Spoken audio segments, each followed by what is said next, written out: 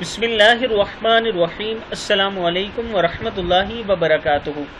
عابد راجہ channel کی طرف سے آج میں اپنے دوستوں کو رسول اللہ صلی اللہ علیہ وآلہ وسلم کا ایک فرمان بتاؤں گا کہ آپ کون سی دعا پڑھیں تو جنت میں داخل ہوں گے۔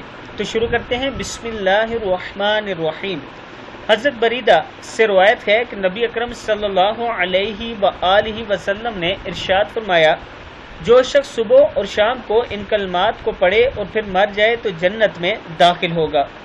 وہ کلمات کیا ہیں؟ بسم اللہ الرحمن الرحیم، ربی اللہ توکلت علی اللہ لا الہ الا هو علیہ توکلت وہو رب العرش العظیم، لا الہ الا اللہ علی عظیم، ما شاء اللہ کان وما لم یشاء لم یکن اعلم ان اللہ علی کل شیء قدیر وان اللہ قد احاط بکل شیء علما۔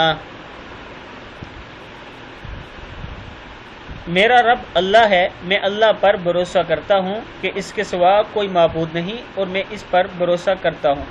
عرش عظیم کا رب ہے، اللہ کے سوا کوئی معبود نہیں، بلندیوں اور عظمتوں والا ہے۔ اللہ جو چاہتا ہے وہ ہوتا ہے اور جو نہیں چاہتا وہ نہیں ہوتا۔ میں اس بات کا اقرار کرتا ہوں کہ اللہ ہر چیز پر قادر اور اللہ کے علم نے ہر چیز کو گھیرے ہوئے ہے۔